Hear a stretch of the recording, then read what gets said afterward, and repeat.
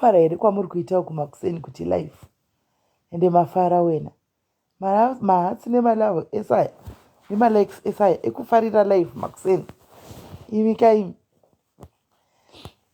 guys muri kumboona kuti we are slowly being addicts of these things guys. Muri kumbonyatsozvionawo kuti we need to control the way yatinopinda pafacebook.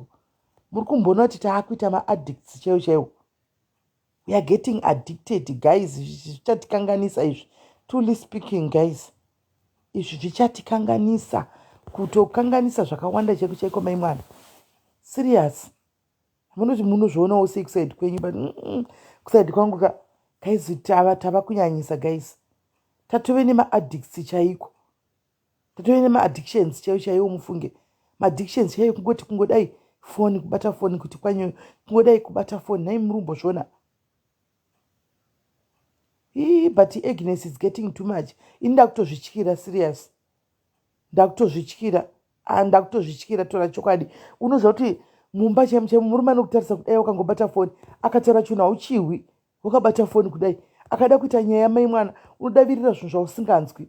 Unokudavirira zvinhu zvokuti ndamudzwa pakapisi but hausi kutombozvinzwa uri busy nefoni. Naimi kwanzi you are not always Faith. Inini nditozvityira. Inini Faith wena. Faith maybe hako iwewe. Inini nditozvityira sha. Inini ndatokanganisika. Kwanza zvichagoneki. I'm addicted to your life sister. Serious Viki.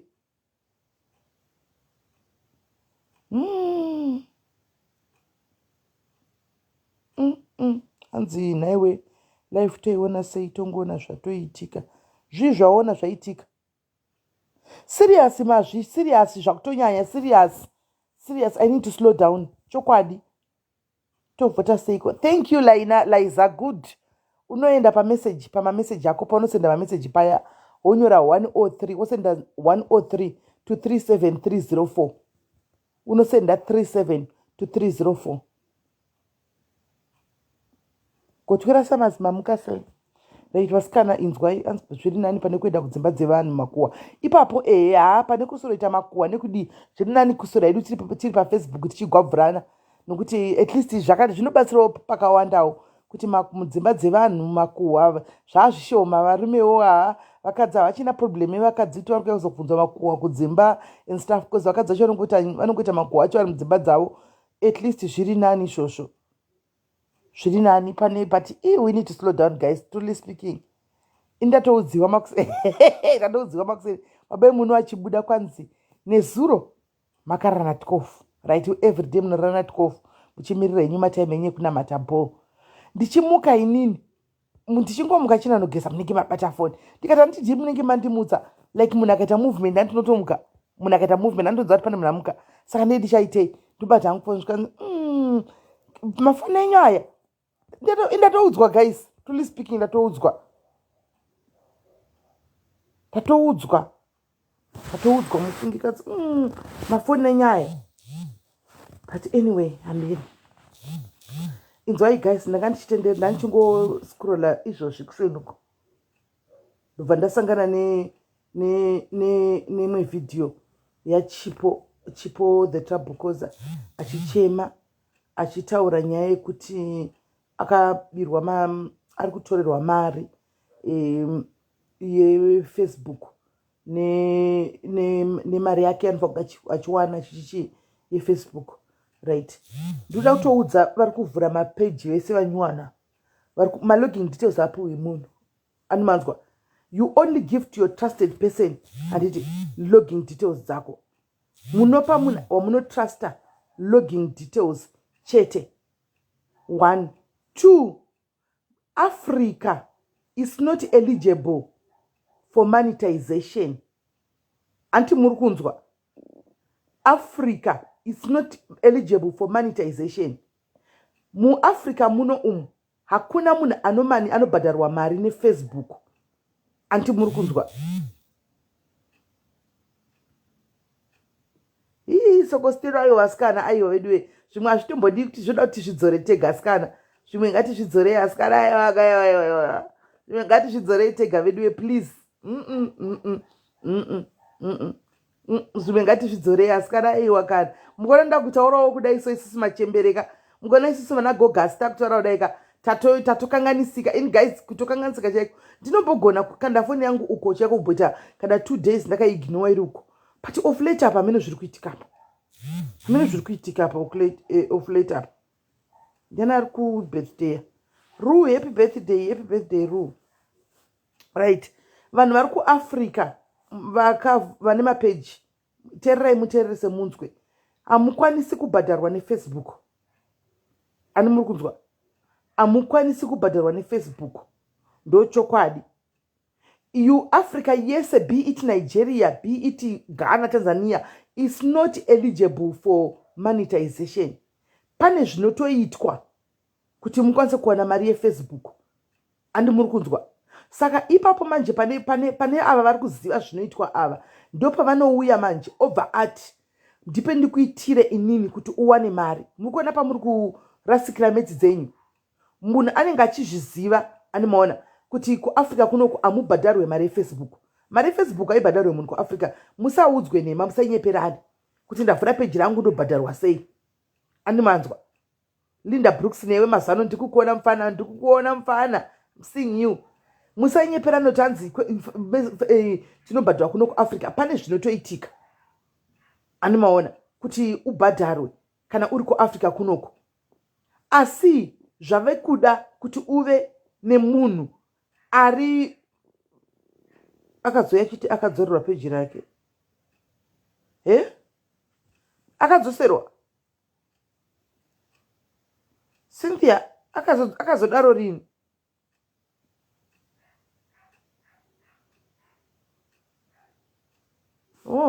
handina hangu right chero akadaro but kune vakawanda vane mapeji apa vandiri kuda hangu kutongotaura navo makusena nhasi yes Eunice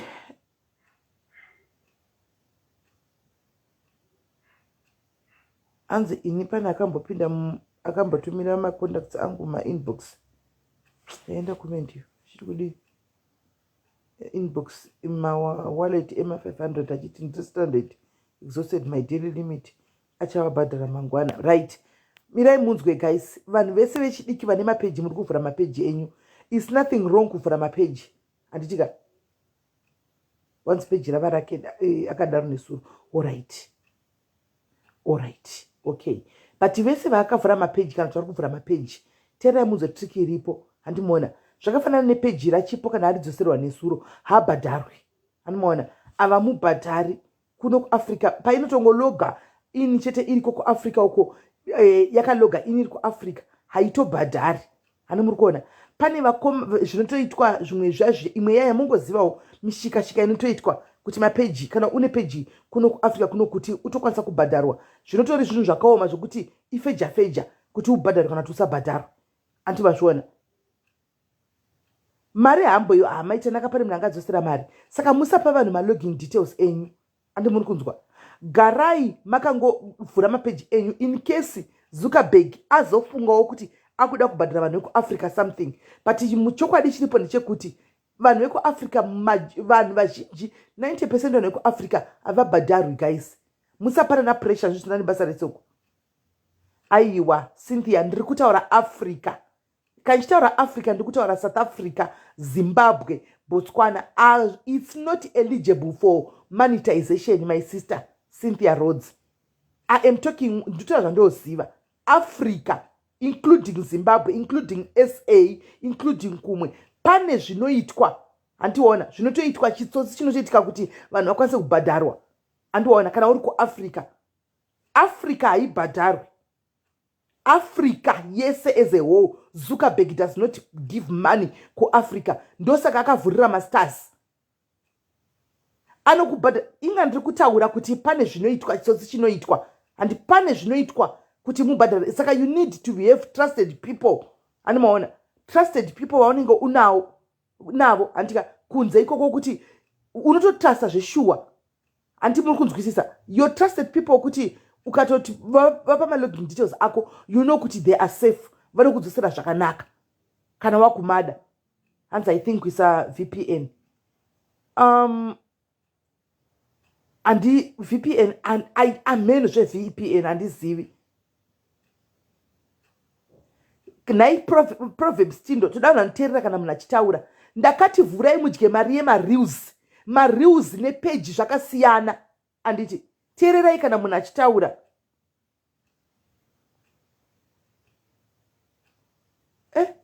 Cynthia, I don't know what you want me to say. I'm telling you, I'm telling you something that is very straight.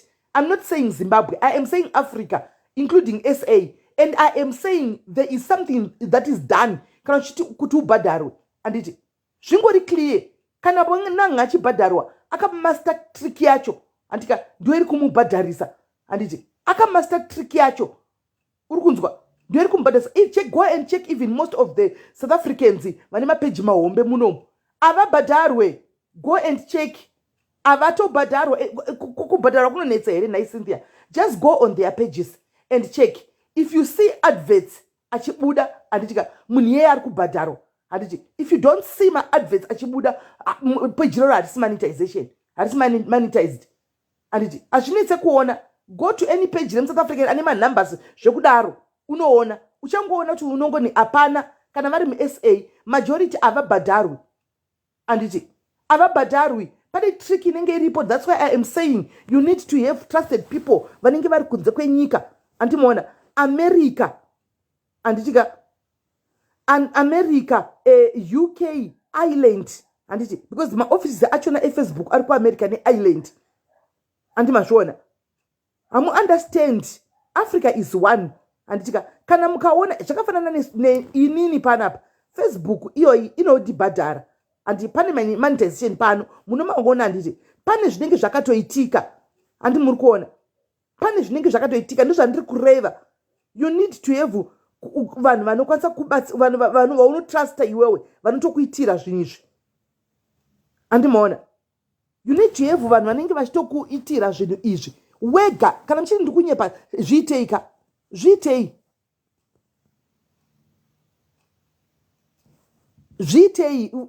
ndeipi nyika iri muAfrica iri monetized shelter. Give me one. Ndipe nyika iri kuAfrica iri monetized. Tell me one. Ndipe one shelter. Ndipe one nyika iri kuAfrica iri monetized ndeipi? Hakuna my sister. Inotarisa go and check. Inotarisa hakuna. Unotoona a few vari monetized vanenge vakangomaster chigame chachona. Animaona hanzaisira rakatoitwa rinenge rakarohwa chigame. Anenge akamaster chigame chachona. Antimaona anenge akamaster chigame. Remember BI pakati munhu ane followers all over. Anditika anenge akamaster chigame chachona. Anti muri kunzwisisa. Saka chiterai munzwe ndoda kuzama kubatsirai mune nharo. Ndoda kuzama kuudzai. Anditi asi amunzwi ndoda kuzama kuudzai makutotanga kunditsa nharo.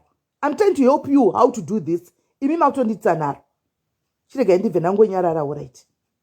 Indakati mareels akavhurirwa vanhu.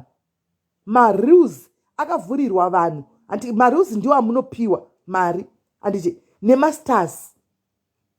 Mareels ndiwo amunopiwa mari. Nemasters. Anditika mareels nemasters ndiwo amunopiwa mari. Saka chinzwai munzwe zvazvinoita manje.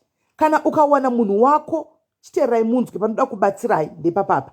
Anditi kana ukawana munhu wako ari trusted anti achakuitira monetization iyi ari kuAmerica noti ari kunze kwenyika ari kupi. Anditika waunotrasta iwewe muri kunzwa. Account yacho iyoyo yako mukatasa account yangu inoi inenge yakatologa kuno kuAfrica. Anditika yologa futi kunyika dzekunze uko. Ndosaka muchiona kuti panapa tine maadmin 6. Tine 6 admins pano. Anditika 2 maadmin ndiruna na shumbresa ndeve kungokontrolawo papage and what not. 4 guys ndeve kunze kwenyika. Muri kunzwisisa? 4 ndeve kunyika dzakasiyana. Muri kuteerera? 4 ndeve kunyika dzakasiyana. Kana mchiti ndinonyepa bvunzei mucomment section umu. Tine 1 ari kuAustralia, tine 1 ari kuAmerica, tine 2 vari kuUK. Anditi maona anenge atori logged in ikoko. Did you see kuti pandakaenda kuZimbabwe I never used this page kuti ndiningire ndite live? Makazviona kuti I was using the other page iro kuita my life because dei chero chinzizvo yakarejestwa kunze ikokoko animaona but dei yakapika kuti kune munhu aita live atori kuafrica uko kuzimbabwe chete vaibva vavhara ipapo same time havatomboiti 2 seconds kana kupa notice kana kudii anobva atovhara. Handizoti nemhaka yezuka asingadi kudaro achidaro andimaona handizivi. Saka mukaita sezvizvi iri logged on in four countries right now. Ndikuzama kubatsirai kuti ati kana muine mapeji enyu mubatsirikane imi makuita zvedharo andimaona. Itori logged on in 4 different countries right now andimaona. And pane inonzi chat, Facebook chat andimaona yekuti you can chat now Facebook direct. Do you know kuti you can chat on Facebook direct, you guys? Do you know that you can chat now on Facebook direct? Like mukaona ti page paita problem papa ya page yako kana ti wavari pane panomboita ma mistakes vanazuka pekuti vanokwanisa kuti like vanogona ngokuvharira zvimwe zvinhu zvidiki diki vachiti wadai iwe usina kuzviita antika, and then you go and request kuchata navo. You can request kuchata navo antika. Chat iyi chinozoita kuti vazove convinced kuti hausi kuAfrica. Chat iyi inofanira kutode munhu anenge ari kunze.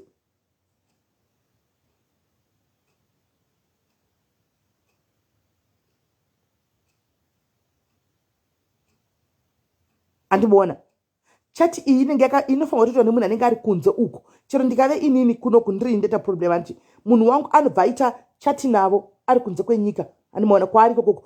IP address avo inobva yapika kwaari kuita chat naye uko andimaona kuti okay munhu ari kwakati vari kuita chat ari kuisa kwiri yekuti ndosaka muchiona page pane admin kudai. So chero ndisina kukomenda, chero ndiri ndakomenda, chero ndisiri ndakomenda zvimwe zvinhu inongobuda ichiti SIS MELLY.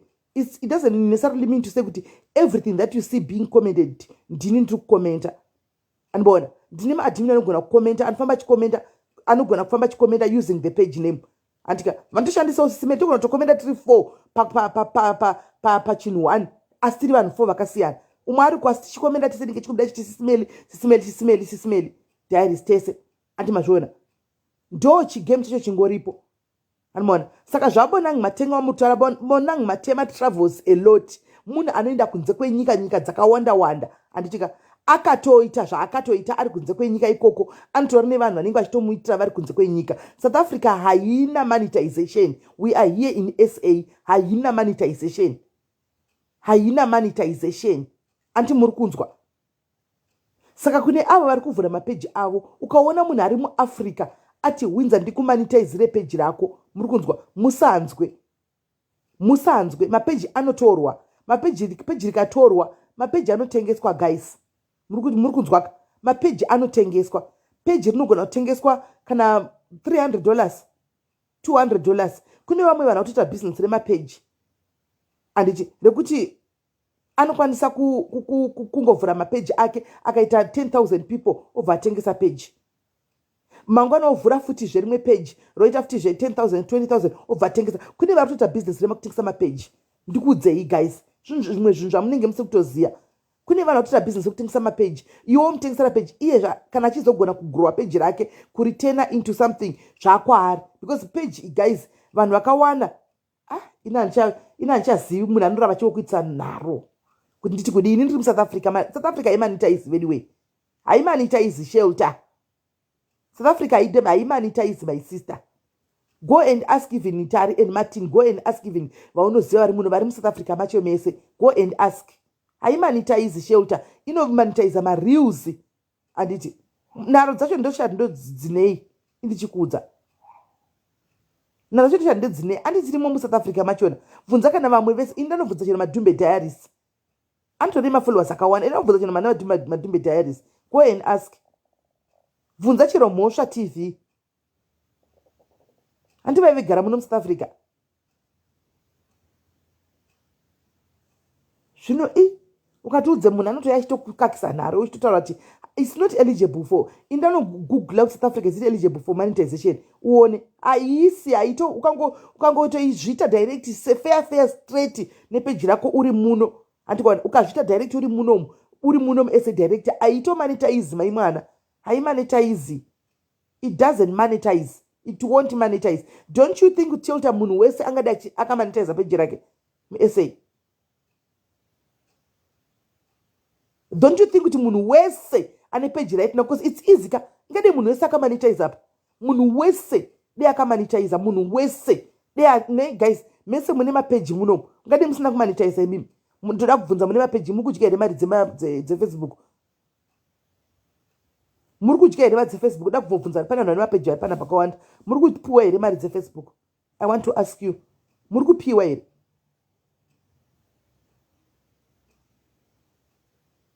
Muri kupiwa ere?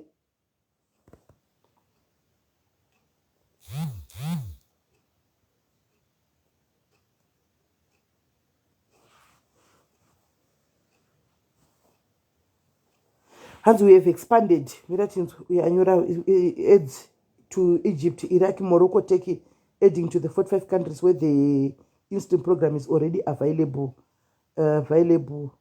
Eligible pages in those countries can join the program and start money. Cynthia, now you're explaining. You have expanded. And you have expanded. Thank you. It's something, if you are working Facebook, it's something that you are doing now. Thank you. Tell them. Thank you. It's something it's something that you are starting to do right now, but you are expanding it to those mamema countries. Ana Egypt, Iraq, maybe. You're expanding now. It's something that now this is new information from you, Cynthia. Because as far as we know, I am in South Africa. We know we have tried so many times. Trick. And if you are saying you are now you have expanded, that means it's something and it's a work in progress. 45 of which in Africa, how many countries do we have? How many countries do we have? Tinema countries akawanda tina umunomu. So kwanza Cynthia vari kuexpanda vachinda kune dzimwe nyika, vave kuna na Egypt, Iraki, amene dzimwe nyika koko Turkey zvichidaro, animaona pamwewo mwari vakazotungamirirawo zvichasvikawo kunoko, animaona. But for now truly speaking, usavhure page uchiti hanzi ndikuinda kunomonetize page rangu, arina charinokupa. Rinokupa mareels ako ndiwo anobhadhara. Iwo mareels achiri kubhadhara here handiziviko zvino izvi. Handiziviko zvino mareels achiri kubhadhara here, because pane pavakavhurira kudai mareels acho zvavaiita pamareels apa. Vaiti ukavhura ukakanda mareels ako akawanda, andika akaricha vanhu vanokupa $1,200, ndio vanongokuvhurira $1,200 pamwedzi. Ukaipedza iyoyo zvakwana per month. Andibona ndo yavaiita iyo, vaingokuvhurira vokupa $1,200 yo ukaipedza per-month, ndizvozvo womirira futi umwe mwedzi. Hatika dzimwe nguva wokuvharirai zuka, dzimwe nguva wokuvhurirai, ndo zvaanoita. Andibona ndo zvazvinoita. Saka tikuzama kuti tingoonesana kuti malogin details munogona kujutiwa uchinzi nemunhu uchisheya kuti ndo monetize sei zviri kuramba ndite ndega, usingahwisisi kuti kunoku kana kuti kuZimbabwe kwachona kana kuti kuBotswana kuti kupi hazvisi kuita, wonzi nemunhu ndipe ndikuitire. Anomuona munhu omupa malogin details aya wodai, anogona kudyira mari yako yemareels, anogona kudyira mari yako yemareels kana amene kuti pane chimwe chinobhadharwa besides mareels yemasters. Anomuona zuka itsotsi akangwarisa, zuka itsotsi chairo kutere kumbonyepa. Andiwana itsotsi kutere kutombonyepa, kama neFacebook yakato zuka itsotsi kutere kutombonyepa. Anomuona saka wana munhu ati ndipe ndikumonetize, muzoti kumonetize chii? Marules papa panokusendera link yekuti Windsor you now qualify for kuti ubhadharo chichi, vanotokupa zvinenge zviri straight forward kuti senda zvakati unotosenda zvinhu zvako, kopi yako ichitupa zvinhu zvako zvavanenge vachida, unotozvisendera wega bank account yako, mari yako unongoiona ichitozvipindira. Andimaona musape munhu anoti Windsor. Andimaona musape munhu, probably mukadzozvitasa munonyatsa kuona kuti maybe pamwe zvakaita chipo mofu akavapa vakatopawo munhu uyu vachimutrusta. Andimaona kuti avagadzirire page rachipo ribhadhara. Andimaona vakatopa munhu uyu madetails aya ari kunze kwenyika, vachitotemba kuti uyu munhu tomutrusta, page richadii richabhadhara. Munhu yawo yapiwa akuitawo chitsotsi, akona makupindawo something achadi kubhadhara mari yaya, because madetails aripo ndeyake, saka mari inenge ichipinda muaccount make. Andimuri kuona? Saka ndozvinhu zvinenge zvitoripo guys. Musape vanhu malogin details, otherwise ndiyo nyaya yangu. Anditi kana vana Cynthia Rhodes ava kana vazoexpanda kusvika kuno kuAfrica kunoku vachange vachitiudzawo kuti no we are now there kuAfrica vanhu chidai. I think vangaomeri neinformation kuti vatiudzewo zvatiri kungoitawo izvi, kupawo vamwe information kuti no zvazodai chidai mudai. Animaona haadi maAfrican ari racist but we are not. Hazina hapana zvandoziva, ndakavhura page last week chaichai. Unogona kukuita but zvemarules hazvinei nepage manje. Page wai ndikudzei chakanakira page, regai ndikudzei chakanakira page. Hanzi inini marules angu asina masters right ndo zvinoita zuka manje. Anokuvhurirai masters kuti mwarr. Animaona masters ouya, kana auya make use of that time ipapo. Piwai masters acho ipapo. Kana mine mafriends anchipai masters because zuka anofuma kavhara. Anofuma kavhara nhasi mapiwa 2 days after mavharigwa and hapi notice anongovhara dzimu. Mongona pasina masters aya muchati ko masters aindepi. Hanimaona haade kuti mari ibude kuno kwazviite haade. Guys inzwai, Cora Obid ari kuAmerica yaya takaona screenshot tese maivepo imimi kuchinzi anopiwa 50,000 to 75,000 yeFacebook yaanoita malive ake anoita aya 50 to 70,000 US dollars. Totakazobatirwa ke matax lechichi pamwe anosara ari kuma 30,000. Animaona anosara pamwe ari kuma 30,000. 30,000 imagine kuno kuti ape vanhu vari kuno ku 30,000 ndofunga azviti anotorwadziwa. Ende mukabvunzai vanhu vane mapeji akamanitizwa iwe zvandiri kutaura zvokuti vakamaster chigame vakamanitize mapeji avo vari kunzoko ndikudzei zvinoitika. Animaona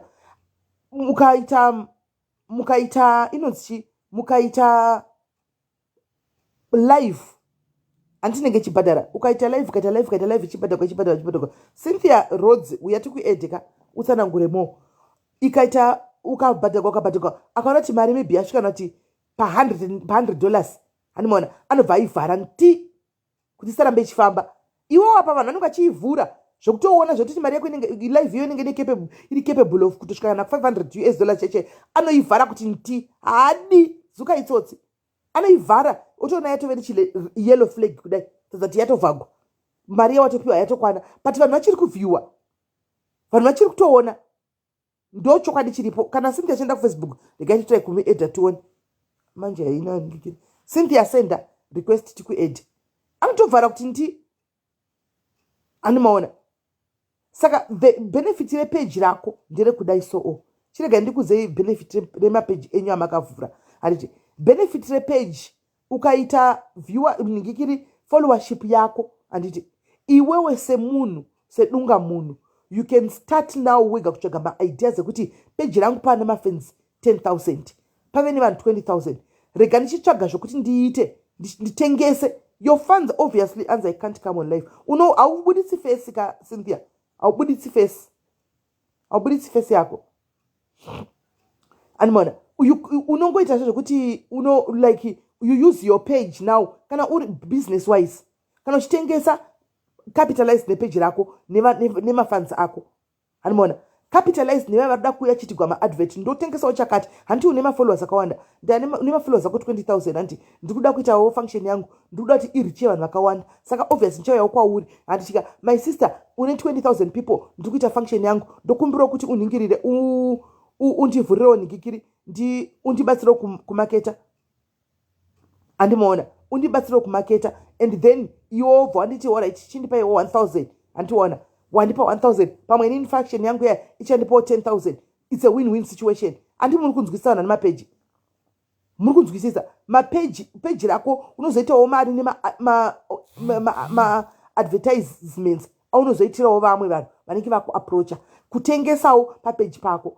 Just like ndikauya ndikatengesa papeji panapa panenge pane vanhu vakawanda andimazviona. So ndikatengesa ndidi kunyepa ndikauya ndichitengesa something panapa truly speaking handimaona zvinofamba. Ndikauya ndichitaura kuti guys peta function yakati inoricha audience yakawanda because pane vanhu vakati wandei handimaona. Ndosaka ndichiona kuti zvinozongobudikira. Munoona vanhu vemaspice vanhu vakawanda makatojoina maspice anoitigwa advert kwamadhumbe kuna vanhu vakawanda oya pano oenda kumwe andimazviona zvichienda zvakadaro. Saka business yake riri kukura Animaona, their business is growing because vakabata vanhu vakaenda kwese kune mapeji ane manhamba dzakawanda. People vari kubatsirana kumaketa. Animaona, uyu akataura kune vasiko uku vanonzwa uku, vasiko uku vanonzwa uku kuti kune maspice ariko, then munhu wese anotenga maspice.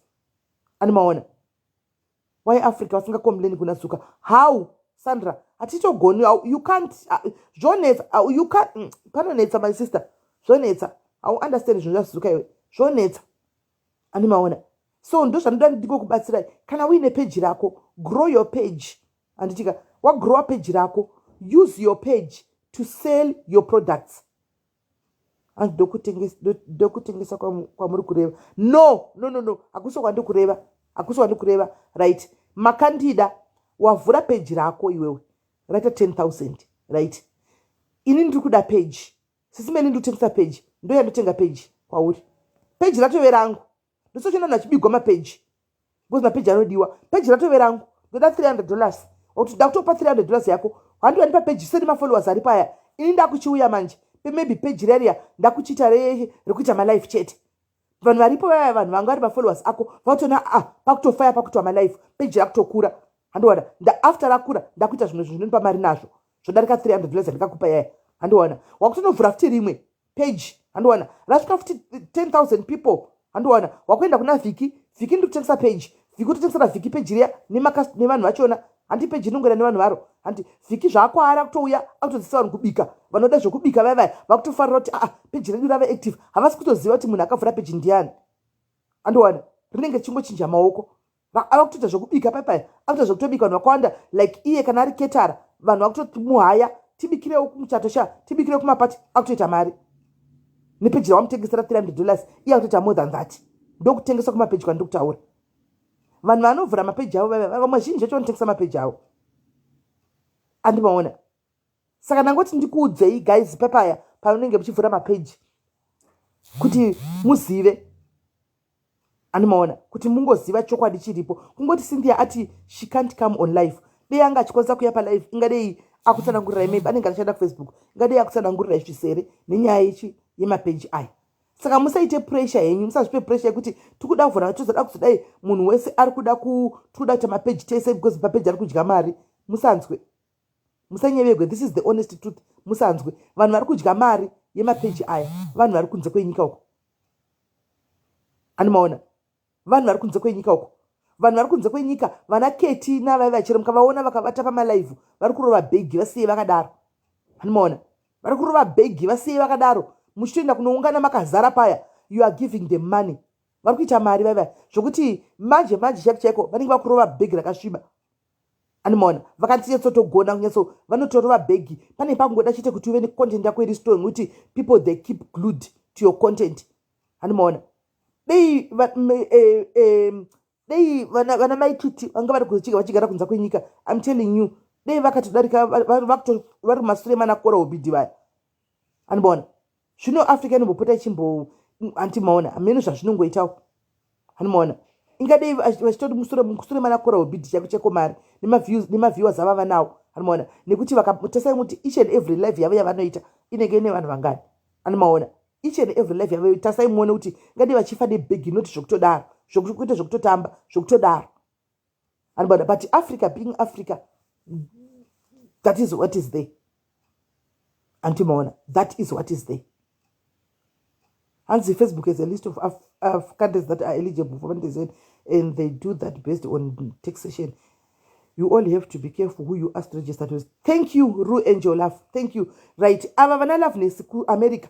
You see here, achita ma rules so many times. Achitora even achita ma posting ema rules. Ndio vanhu vari kuita mari.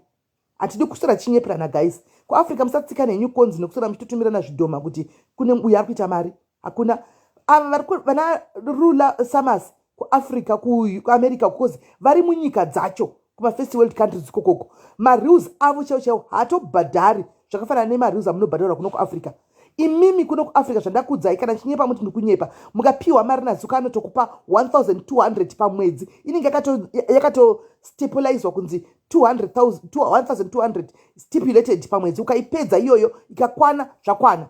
Vana Ru Love Angel kunze kwenyika vanogona kuita marules anosvika kana kuma 5000.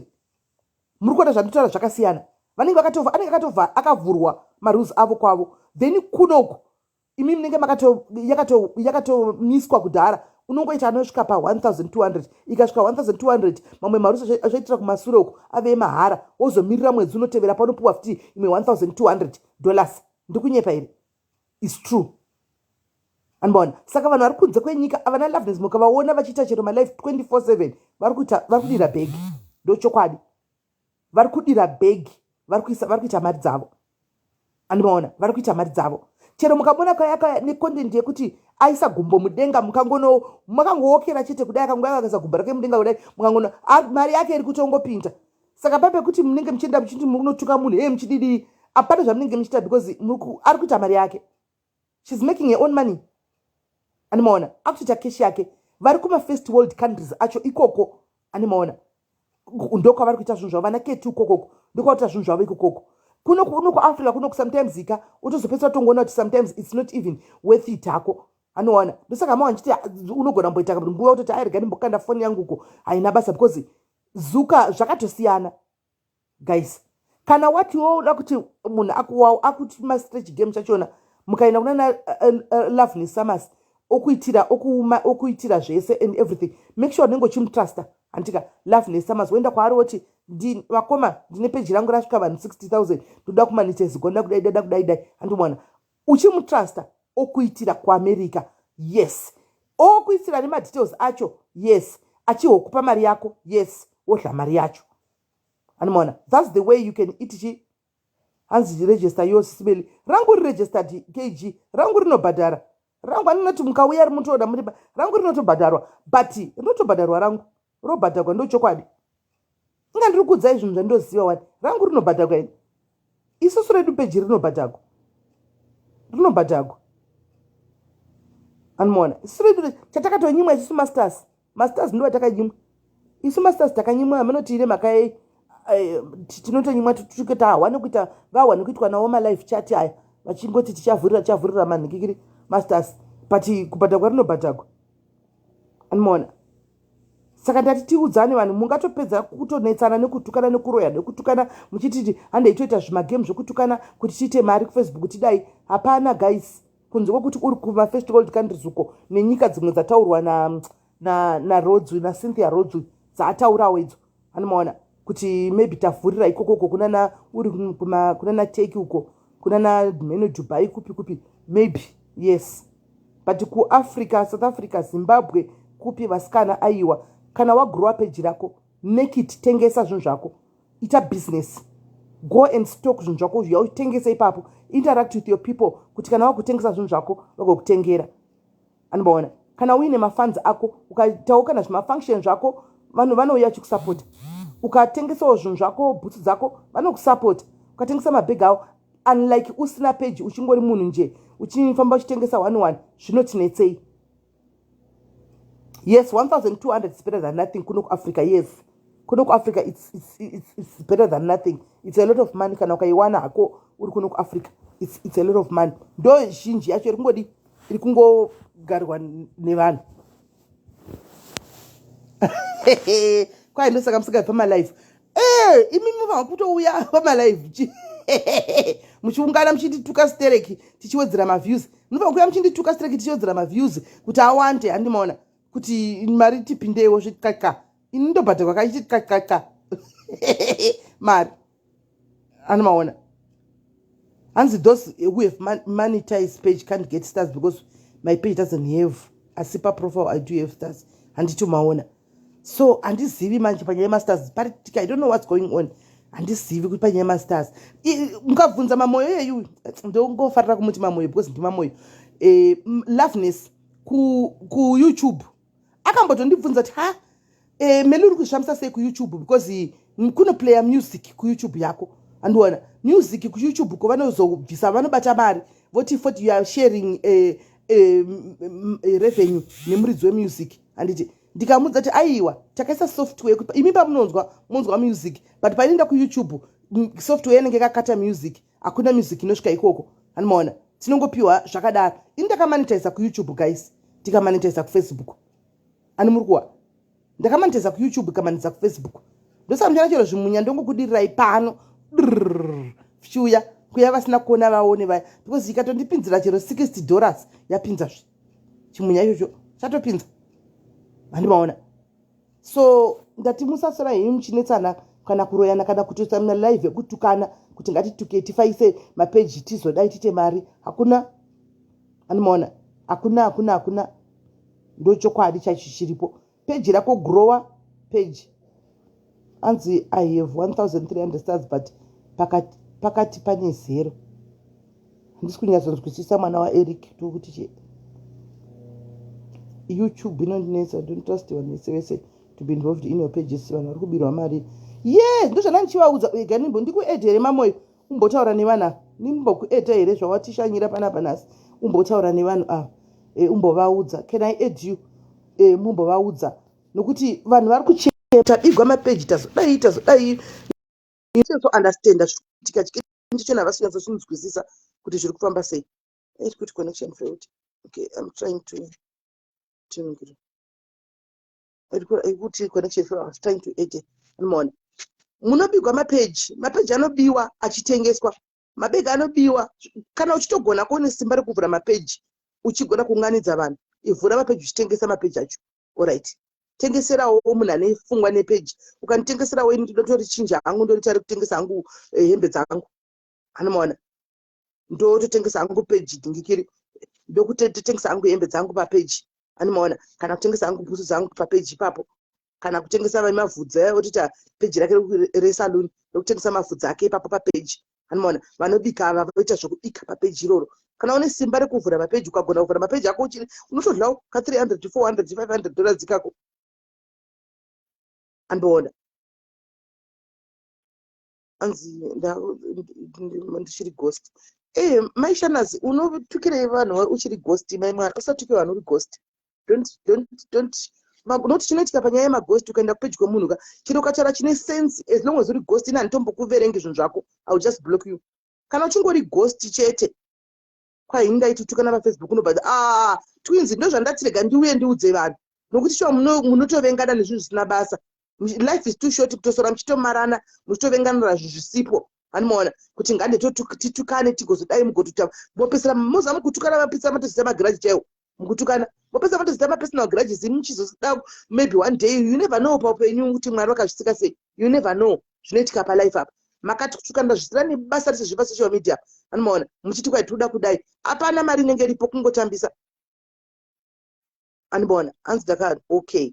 Anomaona saka vanenge vashandisawo maghost accounts avo muchienda kumapeji kwevanhu kunotaura zvamunoda nemaghost accounts enyu garai matoziva ini hangu seni pana panitomboverengera kutotasa zvinhu zvakutaura ndikangotona kuti ghost iri nokuti maghost angaisa mapicture yevanhu ka unoona ghost rine picture yangu kutoona kuti kana kuti rine picture yamamoyo yalavhu uyu wotoona kuti tiri ghost iri asi rine rimwe zita. Wotoona rine picture kana kuti yazuva wotoona kuti iri ghost iri asi rine rimwe zita. Ina nditombosana nechizvinetsa kungobloka wedha wataura zvine musoro kuti hauna cheni chambokupa simba rekunotora picture remunhu kuti uriite profile picture. I'll just block you period. Zvatopera. Handitomboverengi zvautotombonyora kana kuti wati kudii utotambisa nguva yako. Ghost hatintowirirani tongokubloka zvatopera. Anomaona because kana uchitotaura point yako uya zvauri tinyatsohwisana uya uri munhu tinyatsohwisana tinyatsopindurana. Zvino kana kwaya uri ghost ndotaura chine ghost hazvina zvazvinoita. Saka musazvipe pressure veduwe. Malogin details vari kuAfrica musape vanhu. Chengetai malogin details enyu pamwe zuka zvaanzi ari kuexpanda achinda kumberi kudai zvinogona kusvikawo kuno kuAfrica then mozvimonetizera mega imi makazvimiririra. Saka kana wagara pamunhu madetails ako anomaona mabank details and everything malogin details and everything anopinda mukati momo oisa madetails ake kana zvauya otoka kutobhadharwa mari ende peji ronetsa kusimudza guys ndochokwadi. Ndinogona kuedha here trying to aid you. Peji ronetsa kusimuka guys. Wawaita peji rako rakanaka. Mama moyo Kanjani? zviri sei? Mushe zviri sei? Zviripo vaudzei vafana venyaya vane nyaya yezve mapeji. Nyaya yemanhingirini yemapages, what happens is most people, I've had a lot of people who've approached me kuti ndikumbirawo undibatsirewo kuti ndiregister. Guys, you have to really trust. The reason why I've refused to so many people is I just don't like to get involved in mari dzevanhu. And apparently what happens is eventually it's fraud kuti ndiregister ndichiti ndini nhingi ini ndisiri ndichireceiva mari. And the chances are muri kubirwa mari, most of the money that you are making kana wakaregister through another person's name is munhu iye ndi anoreceiva ma-invoices and everything. Iye anozokutumidzira mari yaari kuda unless if you have that transparency, because iwewe whoever else wakaregister under ndiye anoreceiva invoice and everything ne-breakdown yekuti muri kuita sei papage. Iwewe as a person ari second part hauoni kuti mari idzodzo unless ndatozokutumira screenshot yekuti invoice yakadai. And zvinoitika ndezvekuti pakupera kwegore guys, after we receive this money tinotumirwa tax form rekuti tibhadhare mataxes on that money. Saka munhu iyeye kana ari kureceiva mari gore rapera pachareceiva mari tax iroro total amount yawakapiwa gore rese kuti matax abhadharwe, ndiye anenge ari liable for paying taxes. So most people will not do it fairly because the accounting kuti gore rapera ndichatumidzirwa tax form rekuti ndibhadhare mataxes on that money. That's why Zuka are very strict. Ina handizivi zvangu the list of countries because I know kuti kwandiri kuri eligible, that's the most I know. Like Mary was saying kuti pane my eligibility yekuti usually uchitanga unogona, even vamwe vari kuno kuAmerica vanotanga uchitanga unotangwa nemari shoma shoma. Like when I started earning money on Reels, I started on a maximum of $800 kusvika yasvika ku 35,000 kwayave nhasi. But the reason why it goes like that is Zuka anolimita the specific things. And do you know that when the Reels started, you could actually play music on your reel and do music? Oh yes. Panama Reels and I get married now 3, 4, 5 months ago. Right now I got messages they have demonetized Saka. Even anyone watches it today because in a music is young, including Zimbabwean artists and a lot more other people. That's why if you notice my Reels and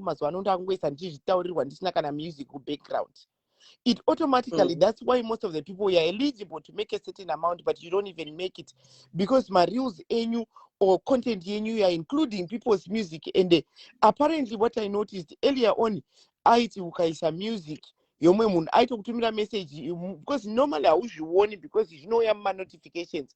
And it's like you maybe unowana ma notifications akawandisa ekuti hauzomaoni uchiverenga ese. 80% of that reel Maria uri kuwana kana ukawana $100, $80 iri kuenda kumuridzi wemusic. Kumuridzi wemusic. Ende asingapiwe ukamubvunza muridzi wemusic iyoyo anokudza kuti hapana mari yakapiwa, but Zuka anenge abvisa chiti you are sharing inotoenda kumuridzi wemusic. Yes. And itori message yaunotopiwa ino now yakutotaura kuti your reel has demonetized, because what happens is honestly when they started they wanted to advertise, so they paid out a lot of money. So now they are trying to limit the amount of money yavanobudisa because they have to make money as well. Yeah. Saka mukanotisa kuti even if you go back kuma reels chaiwo even with usina page akubhadhara. But ukaona ukaenda zvaunoita manje, if you want to check kuti uri kumonetize here, unoenda ne-actual account yako isiri page name and go back and watch your reels yourself. Unotoona ma-ads achipfuura panenge ndo zviri kubhadhara izvozvo. Mamwe ma-reels anotoisa ma-ads kuita ma-reels ekuti hauoni kana ads zvinopfuura nepapo, kureva kuti reel iroro harisi kutombobhadhara chinhu. Exactly. Saka at most yes. So at most chiri kukanganisa zvinhu zvakawanda ndechekuti we play a lot of music, we want kuti zvitake a spice to play a music. The moment yaunongoridza music, every time even ukaita live chaiyo ukaridza music, you are automatically not monetizing on it because somewhere somehow it's been registered. Ma music zhinji dziri muindustry dzakaregistrwa nema-copyrights. Saka the moment yainongoburwa chetoko ine ma-copyrights, it automatically haichatoningiri. Saka unogona kuti 100,000 views pavideo iyoyo ugotadza kuita kana $1. That's why nini mostly when you see ndikaita mavideos angu I hardly ever play music unless ndakatofarisawo zvangu ndisina kana basa nezvekuita mari musi wacho ndoridza music. otherwise even now even inini now you see kuti I no longer play music dhara maiziva makatombondibvunza muchiti ko music YouTube ndikati no tine software takaisa kuti inozokata music mberi but now handitoise music totally because taitonzi tikushare 50-50 nevanhu ava kana ari mainternational aya autopiwi kana dhora mai mwana akana dziri dzemukuzimbabwe ndodzawainzi muri kusheya washiya kuda kuzobvunza muridzi wemusic kuti naiwe ndakaridza music yako naizizo wakakuti hapana chandakaona ichi ndakapiwa but kwauri message yatouya kuti tadi tasheya mari tikatoona kuti ndotika cheripo so I stopped playing vanozviziva nchivadza kuti handichaplay music pano because zuka ari kungotora mari yacho yese. Yes, apparently that's how they are making it work kwavari because at the end of the day they want to make money as well. Saka vanotokudza kuti ukaona paine ad panenge paine mari iri kupinda but mari yacho haina kuwanda guys. You really have to have a lot of views kuti uwane mari yes. Yes. Ukwanise kusvika papoint yekuti uite mari chaicha inofanirwa kuita maviews akawanda. Ndosaka uchiona kuti like people now will create drama, people will go to the extent of creating dramas kuti maviews awande, kuti ma-ads acho awandewo anditiwaona. So kana usina manje drama rachona aids anenge aripo but it's not that much money sekufunga kunenge uchita vanhu kuti maiwe vanhu vadhura mara. Problem yacho yakuitika ndeyekuti even drama racho harisi kubhadhara because mukudramatize imomo there's certain words that they master anotori recorded ekuti ukangotaura certain words automatic zvinenge zvakunzi insulting others kana kuti chi yobva yatoti demonetizer right away zvekuti a lot of people still would do drama racho energy yawawesta apa hapana kana mari shinu yauri kudini yauri kuwana. Ndosaka ndichingoti stick to original content vanhu. Create original and continue to grow your page and like zvanga zvitaurwa naMary zvekuti tengesai zvamunoita muchibatsirana kutengesa zvinhu nekuadvertiserana zvinhu and continue to grow your pages. And zvekupa vanhu malogin details it's a very dangerous game. Munobirwa mapage and kana page rabiwa richashandiswa kutanga kutengesa zvinhu zvausingatengesi iwewe nezita rako for a long time. Paanozoritengesa anenge apedza nhara risvibisa kudhara risisina monetizing. Ende kutengwa kwacho kwarinoita ndo vanhu vanozitengeserwa mafollowers aya asina chaanoita because zvakafanana nokuti mafollowers aMohammed Ali onotengeserwa Mary. Vanoenda kupage kwamene havana kana chavari kunzwa zviri kutaurwa. So ndo paunoona mumwe munhu anenge aine 3 million ningirini followers but pa 3 million you never see maningiri malive awo aine 20,000 people. It means the rest of them are just dead people who are there because vakatengeserwa maaccounts evanhu vasingatombonzwi kana chirudzi chavari kutaura. Just like inonzi chimoiti boosting. Until you see kuti ukaisa post vakati booster, ukabooster vanoti booster kana $10 kana $20. Vanhu vanobooster ukabooster unovigirwa mafollowers ekumiddle east uko. Asingazivi kuti asingatarisi live yako asingatozivi kuti utaura kuti chivandana zvausinganzwe ndio vanobva vauya papeji pako vozara ivavo. Saka vanokubatsira sei? Chiro katengesa vanokutengera chivaya hapana chavanokutengera ani maona. Saka ndo pamwe pari trick ipapo. Facebook ine matricks akawandisa. Boosting is a whole different story. If you don't have content that involves the world, then don't boost. Yes. I have told people, I only boost stuff that I know kuti chinhu chandaita nechirungu chinonzikwa somewhere, and mostly inini mafollowers angu asiri maZimbabweans ndakamawana through mareels angu akangoitawo viral ekuti people would understand what I was doing and they get fascinated about kubika kwandiri kuita kana ndiri kuitei, then they follow. And they don't ever be told kuti unotengeserwa mafollowers because zvavanoita kune macomputer generated followers who don't even exist. Saka vanhu vanokutaura kuti ndipe $50 ndikupe 200,000 followers. You're literally being tricked into having numbers look good. Unza mafollowers ndikupe blue tick. You're literally being fooled into buying blue tick isinga exist. And I exist. Yeah, and eventually and it's not even recognized as Zika. It's not even recognized in Facebook. Nobody knows you. So, and like I said, mostly in India, vanhu vakanda approach vachiti tokumbira kuregisterwa. Inini I just kuregisterwa ningirina account. Inini chandisingada handidi noise. If you have someone you trust highly where you can say, look, be a part of my account, but chances are pane mari dzaunopedzisira usingawani papo because at the end of the year chakuratidza ikana kurapera because muna December mega by January tino receive ma tax forms ekuti ufile mataxes. And when you file taxes, that's why Zuka achibvunza kuti anoda tax ID. Pakugore rapera paya anokutumidzira total amount yekuti I paid you $40,000. So you owe Uncle Sam a certain amount. And iye anoripota kuna Uncle Sam manje. Ndosaka ndichiti be careful who you trust about getting into your account. Because zvinozoitika manje ndezvekuti munhu iyeye manje kana akaregister neinformation yake, Uncle Sam vachada portion yawo yemataxes pamari iyoyo. Ndo panoita hondo manje kuti munhu uyoya manje anenge akutaura kuti inini ndakakurejistira ndikakupa mari dzako dzese handiti. Saka Uncle Sam nawo akuda mari yawo, ndakunidha kuti ndichibhadharwa ndibhadhare mataxi ndiri inini. Exactly. Mataxes will need to be paid. And very true. Ani mazvinzwira from munhu ari kuma first world countries ikoko kumusoroko. Mazvinzwira anditi ndachizokudza kunomoti ndokuti aiwa ndikukudza zvinhu zvandinoziva. Handiti because I've been there, done that. Takambotamburawo kusvikira ndazomonetize kusvika but mimi musingadi kunzwisisa kuti muri kutonetsana mumastreet muchinesana nyaya dzemapages aasi kubhadhara kana muri kuno kuAfrica. But vanhu vanga vachifunga kuti vanhu vari kubhadharwa, everybody is getting paid. Ndikati guys, nemawandiro amakaita munhu isarongoti follow me mapage tinongokufollowa everyday, muri kuiwana here mari yacho? Hamusi. Nemhaka yei? Because in South Africa, Zimbabwe is not eligible for monetization. Musazvinetse you guys. Kana waita page rako, chibeka sure kuti uri kutengesa makekisi ako, uri kubuilda ukama nevanhu vako vari ipapo kuti ukwanise kutengesa kuita business rako, kana uchita nzara, market nzara dzako ipapo, kana uchita musoro chita izvozvo, kana uchipiwa ma-adverts chita, ndo mari dzamungadya. Kwete dzekuti muti Zuka ari kutipa mari dzamunopiwa ndedzemarules. Of which kuno kuAfrica Mrs. Love handiri kunyepera ichiri pa 1.2 ipapo. Haisati yadarika 1.2. Ukaita marules ako. And I think they are being very careful because like I said, they have to report Mariema taxes.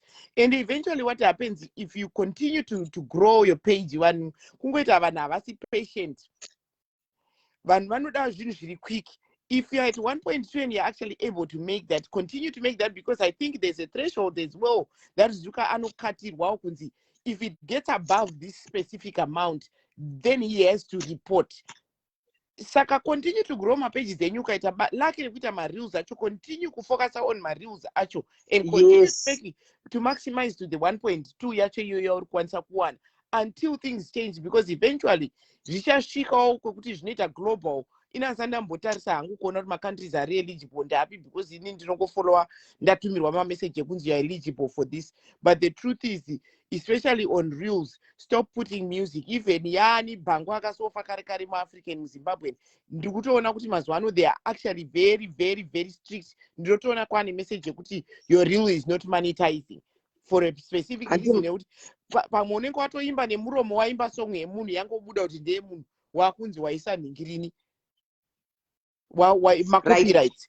So inini anti muri kuzvinzwa kakaida yemusic ndandisiri kutoizivawo yemusic ndasara tochimasa chigeme chatochinzwa pano kuti kumarules music kuwa ichatodiwi. Saka that means content yanga chitoyama muchita guys ekujaivha iya wangone content kwenda uchinotamba seni kumarules kundaitamba stereki dololo zvavhago music yaya ichatoiti. Another thing as well, ukatamba kuTikTok ukaseva video yako, as long as ine logo yakanzi TikTok, automatic monetize content ye TikTok. Facebook ne TikTok ma rivals awionani. Yes, saka au monetize. Ukatamba kuTikTok ukaisa kuningirini ine logo yakanzi TikTok, automatic hausi kumonetize. It's literally to just grow your audience by kutamba kwauri kuida, but mari chaichaya we won.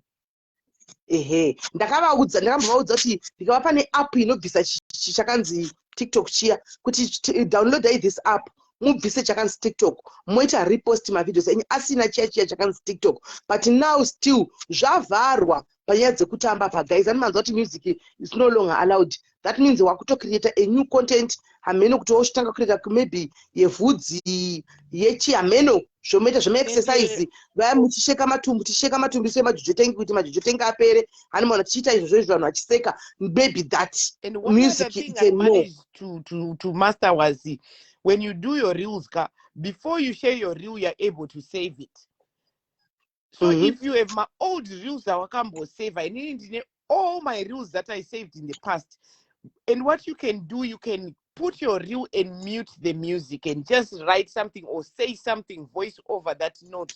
that reel. That way you can actually be able to reshare that same reel isisina music.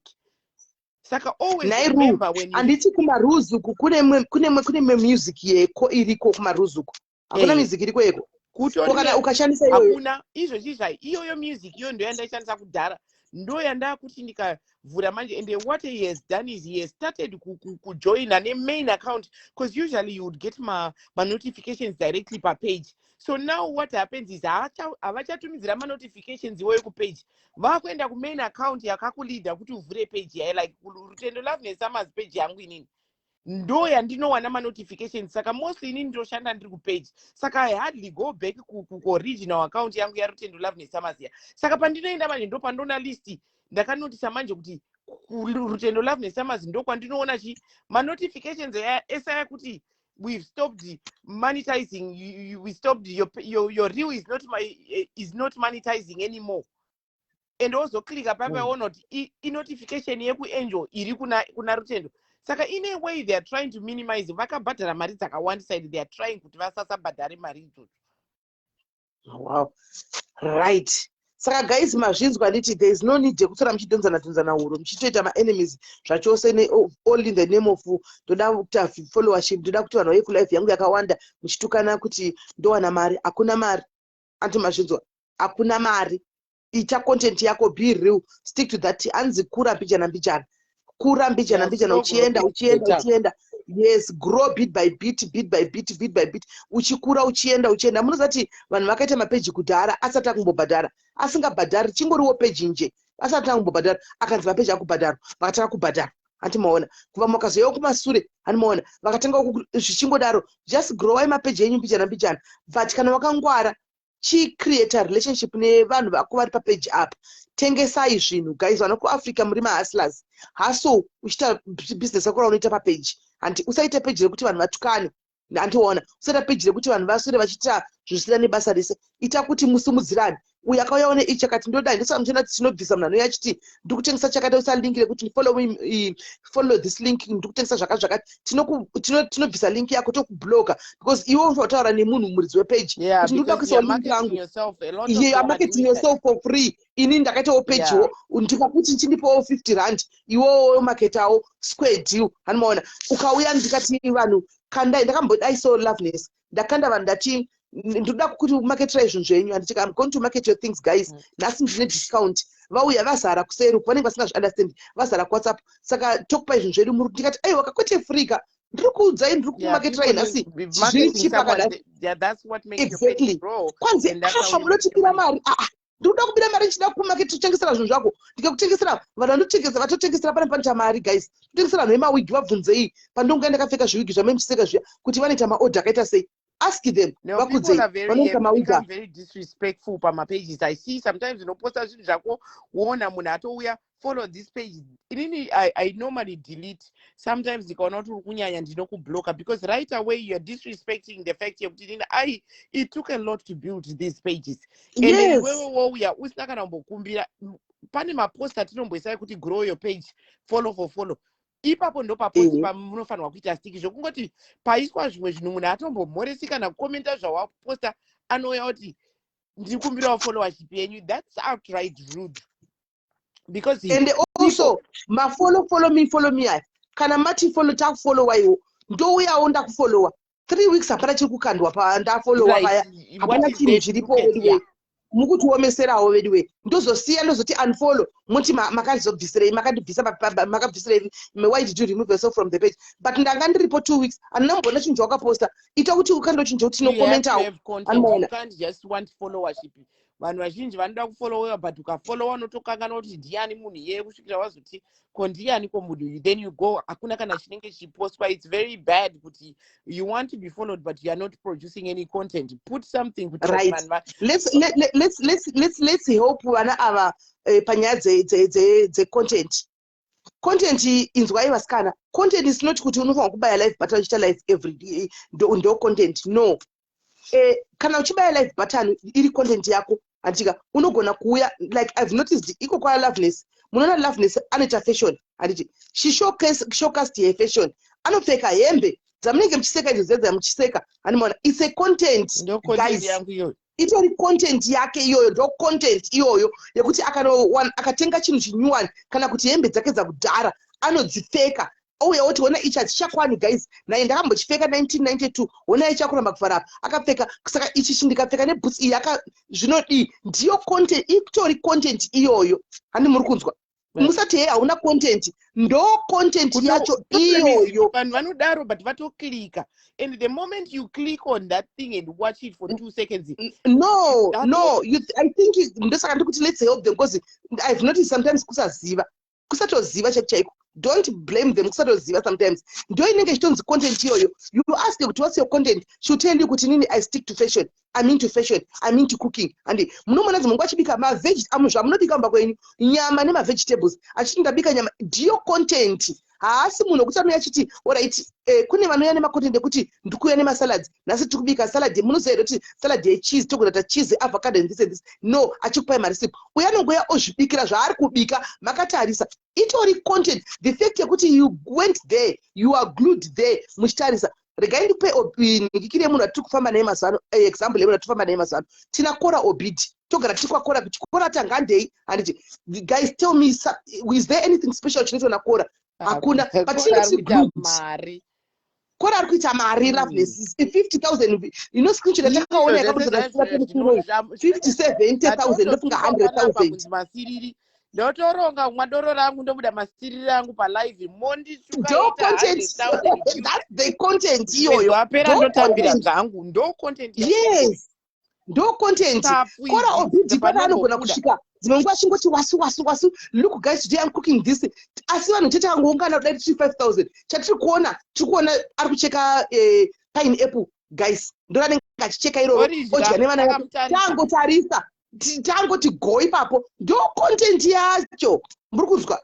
Ndo content yachona iyoyo. Apedza ipapa oti wasu regai ndimbotenga, oyo akashama. Totarisa kuti nhasi tichitukirira tiri mucomment section. Inonopfeka iyo, inonodai mamupa mari kudhara. Atoita mari yake muri kutukirira semuripo.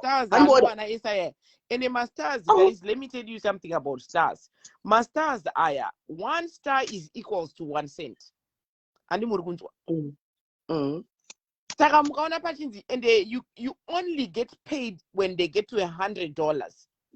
So you need 10,000 stars to be able to get a check outside or out of it. Saka, as long as asata ashika $100 worth, you don't get paid. And what happens is no gonna put $300 worth of stars this month, and you want kushikira next month. Saka some of you vane expect kuti ndikaita masters angu mwedzi uchipera ndofanirwa kutambira. They have to get to a minimum of $100 before you get a check out, which means you need 10,000 stars. And my stars are usually zvaanoita much. Unenge wakutonida kudevelopa a relationship nevanhu vakuwanowacha, because haupiwe masters nevanhu vasingakude, because vari kuti matengawo kuna Zuka, because akatenga masters $10 ari kubhadhara $10 Zuka otora about $1, which means they are losing money to buy stars to give to you. This is why it's important to have good relationships with the people who watch you. Saka ukaita malive every day uchitukirira vanhu, masters uchapiwa nani? Ipapo. The people who support you are the people vanokuwacha. So you need to be careful on my live. Amunoita vamwe kuti munongoita live yekutuka vanhu muchifunga kuti it will bring you clout, but the clout is not going to pay you. And most of the clout vanhu vasina kana $1 rekukupa. True. And so you need to be very careful when you are doing these things. Your content, if you are really trying to monetize, and there's pa Facebook apa guys, nepa Google, pane a lot of information, even pa Meta, the office here Facebook, in a lot of information that allows you. There's been a maningirine coach how to monetize, and they're still going on right now. Busy. So could you log into those ningirine conferences and listen to people teach you how to monetize? It's important to study about how to monetize, because sometimes you actually sit there and think you are making money whilst you're not. Yeah, and even when 300, 400, 500,000 followers and they are making $0 dime. Zero. Because zero. Master it was say. True. You need. That's why I always say, inini papa maindibvunza you know sometimes kunonzi you have to spend money to make more money. Yeah. Zvandakaita inini ndaona kuti chigame chandisinazochimaster what I did handiti ndakatsvaga munhu I pay ndinobhadhara munhu handitika ende munhu wokutiti now I trust zvokutodaro tave nerelationship yaya kutoti handadzisistre anoona so I pay kuti zvinhu zvacho zvinyatsoitika afarewo indofarawo but now unosara everything is okay pakaita chinyuwani ndiye kutaka kutochiona kuti okay gulezi paita chinhu chakati chinyuwani chiri kuitika saka ndatodai so honai ndatodai ototaka kundonitaridza kuti itai makadai ndotoita itai makadai ndotoita that way hatina problem anoona saka yekuzoomera kutotidza kupa munhu for munhu mari yake kana kuti wotindozviitira anokutamba because yes kungoti kuita chaiko because at the end of the year like I said kune ndichakuratidza ikana yangu yauya yegore rineri because I made a lot of money on social media. When it comes gore rapera before end of December mnana January totumidzirwa matex form which is everywhere, even kumabasa chaiko unopiwa W2 1099 depending on how you did. Ende kuningiri kunobuda form riri kuFacebook kunobuda 1099 form rekuti anongokutumidzira information yekuti wakatambira mari yakati, and guess what, same information anoripota futi kuna Uncle Sam ndokutex information kunoenda kwatinoitira mataxis kunoko. So Uncle Sam vanotozviziva zvokuti ukasaibhadhara taxi iyoyo rimwe gore unotoona vanokapa ndo vanotora kana zvinhu mumba kana imba chaiyo.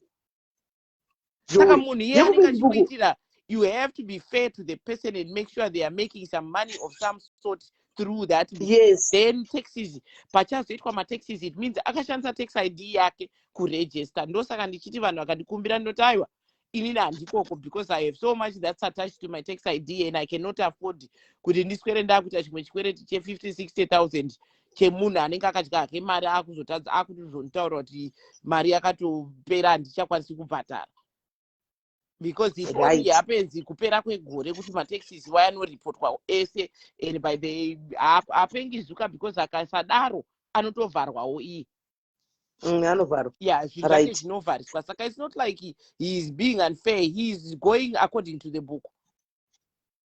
Yeah. Hey. Saka guys mazvinzwa ka, is there any questions amuda kubvunza vasati vadona muzvinzwire? Chiripo chamuda kubvunza here? Muzvinzwire. Chiripo here? Chamuda kubvunza muzvinzwire. Content guys, itai content dzimuri mumasaluni menyu mamunoshanda muchiita misoro muchidini i-content mukauya client isingamind buritsa uchiruka musoro uchiblowa vhudzi uchidini, that's a content. Ati mazvinzwa ukada kuita family yako kune avo vari comfortable kuburitsa mamhuri dzavo, buritsai mhuri dzenyu mutipe mashows nemhuri dzenyu kuti nhasi tanga chitukana kumba kwedu, nhasi tamhanyisana nababa kumba kwangu, nhasi nevana vangu tanga tinetsana, nhasi itori content. Handika yekumba kwako tinge tichitoona iwewe, handika itori content. Content haise kungoti ndoita live chete ndozoya ndichidai. Content dzakawanda dzakasiyana siyana, handimaona dzakasiyana siyana. How much do people get per reel? And how much do people get per reel? It depends because rimwe reel, like I'm telling you guys kuti inini ndakaita rimwe reel randikangoita ndichibika sadza rangu. Overnight I made several thousands. Within 3 days that reel yakaenda viral, yakangopostwa nomwe munhu kuSouth Africa, bva yapostwa somewhere. I got a lot of followership from here kuAmerica kunoku. Ndichibika sadza, kubika sadza chaiko neimwe ndichidya. I made almost $8,000 on that specific reel within 3 days. And the same amount of views unotogona kumawana pane imwe reel katadza kana kumeka kana dhura chairo. It just depends nekuti reel yako iri kusheyiwa kupi ichifamba sei. So zvinhu zvacho hazvina metsi dzekuti ungagare pasi woti, because imwe nguva unotoona kuti wakaita 800,000 views on this reel ukaita $300, woita 800,000 views on another reel wobva waita $4,000. So metsi dzacho ndakatadza handisa ndakudzinzwisisa, to be very honest. I haven't figured out kuti zvinofamba sei. But some reels will pay you more based on where they are being watched from. And based on who is advertising on your stuff. Because sometimes my companies, mamwe advertise pama reels ako, ndo mari yakupiwa yema ads ari kubuda pama reels pako. Saka sometimes these companies are paying less than the other companies that are showing up on other reels. Saka I think that's what determines how much you make. Even nokuita mari muzvari kuma first inga ndakudzai before samazapinda panapa kuti vanhu vari kuma vari kuma first world countries vari kuita mari Mari iwani and it's vari not only kuita mari vanhu vari kuma first world because countries vari kuita mari dzine marules aya zvekudaro vari kuita mari dzatinoita manje dzakatosiyana guys. It's like unotogona kurova 4-5,000 pamareels emwedzi unoyu, just reels. Then wogona kurova chimwe 2,000 pama-ads chete. Then wogona kurova 600-700 pama-stars. Those are 3 separate checks that are deposited between the 20th and the 22nd of the month. Dzese dzodzo dzinodepozitwa dziri one check muaccount. Saka it's not just haisi mari one yaunoita paFacebook kana inini ndoita mari kuInstagram nekuFacebook, and there are several different checks that you see dzinenge dzakatoliswa kunzi mastars, maads, and ma-in-stream ads, ma-short chinyi. It's a lot of money, but you need to go and study it kuti uzive kuti unoita eligible sei kuti uite mari idzi. Most of the people don't do these things, they just wait kuti ndichaita mari. Guys, it's money that's being made. I'm not here trying to show receipts again, but that money is being made out there. But people cannot argue. Takaenda ku live yasisi vakora, we were men takatotegana tichida kunzwa kuti what paita divorce like akatipa proof kwete kuti she thought she was talking to a Nigerian people, and isusu maZimbabweans wone kuda zvinhu tanga tiri mu comment section akaburitsa machatsi ake Justin achitaura achicomplaina kuna Nancy kuti do you know kuti ari kuramba kundivodzera mari kuti ndivhure a business rangu. Last month alone she made 50 to 70,000. We were munhu sakati pama comments Nigerian people and us takati yo 50,000 to 70,000 US dollars. Yes. Guys, trust me. Sakatoramba 8,000 here zvimwe zvinhu tingovenga utsango pasina basa guys. Atingavenga 8,000 tikitaura 70 80,000 one panapa. Anmona hanzi koma live anobvumidzwa kuita for how many hours pama live aimboti 4 hours anotokuita live you can go inokata ma live anotoenda forever, but what happens is you have to be kuti monetize pama live ako, there is certain rules that you have to follow. Yeah. And zvavanoita manje ukatoita mistake yekuti pakaitika something in between chinokunhingirira chinokukanganisa unotombomiswa, and kana vambokukata off vanokudza kuti 30 days hausi kumonetize wozotanga futi, and unotanga patsva. You are literally starting over kutangira pa low ningirini ndosandigara low income ndakamboshitirwa $800 kana pa $1,200 unodzoka futi ipapo wanga wakwira, because inini I'm able to make up to 34,000 pamwedzi pamareels angu. Handina hangu time inyatsoita puti yekuti ndinge ndichiposta mareels akawanda, but I'm able to make up to 34,000 if I work hard and post enough reels. I can max out the 34,000. And usually what they do is now vane ma extra bonuses yekuti ukaita ma reels anoita 100 views to start with, you get $100. Ukaita certain views like 15 reels dzinoita 10,000 views, you get another 300. Then you get $3,000 for 25 videos dzinenge dzine 50,000. So those are all extras that you are getting, and you qualify each month renews. Saka mwedzi wega wega uchitanga unenge uchiziva kuti wane mabonus manyowani api, and on top of my reels iwayo, so you make all that money. That's why I'm saying, guys, it's not about seeing is believing. You have to work hard to grow these pages. Musinga break my rules. That tell them loveness kuti that comes papaya pamunenge muchitukirira vanhu muchidi muchiona vachingoramba vachidzoka because vakamaster chigame. Right. They know what they are doing. Hakuna munhu anongoramba achingotukirirwa achingodzoka paposition pasina chaari kudya. Hakuna zvinhu zvakadaro kunyepa. Hakuna kana shingirira business risina chari kumupa. Ukaona ndichitoshingirira business rekutengesa matomatoes ndine profit yandiri kuwana. Anmona. Saka papa pamunenge muchitukirira paya, papa pamunenge muchitaura paya, muzive kuti mumwe anenge achitodya, iwo rako basa ndokutukirira nekundikatuna. Inini basa rangu ndiri kukesha ini mari. And pese pamune muchituka munoziva kuti Facebook yakasensa mawords masi chinji ana idioti hochiti vakasensa zvokuti pese paunoita mavideos ako uchitukirira paya eventually unongozoona usisaite mari dzako, kana kuti unogona kutoona wakamboblokwa kuti ubhanwe kuita malive, because eventually vakatosensa certain words dzekuti ukadzitaura several times saka vanotukirira. Saka vanotukirira vanopiwa mari nazuka here. Aiwa vanenge vachita kuti isusu tipiwe mari nazuka.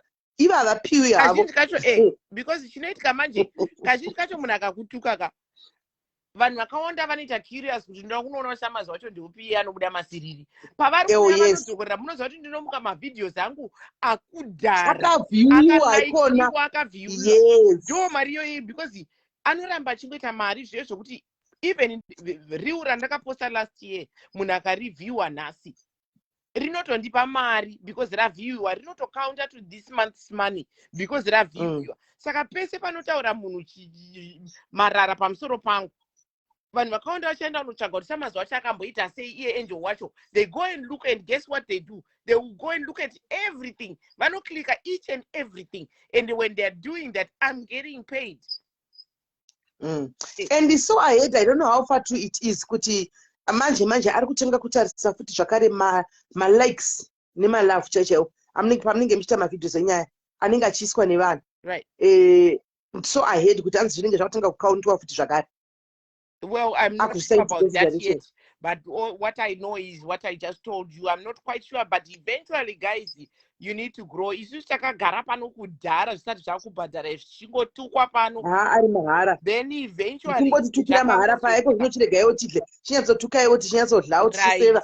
So take your time and be patient because zvinotoitika ndezvekuti unotonida hakuna business rinokupa mari. Mostly you invest in your business for 6 months to so many years pasati pane profit yawadya.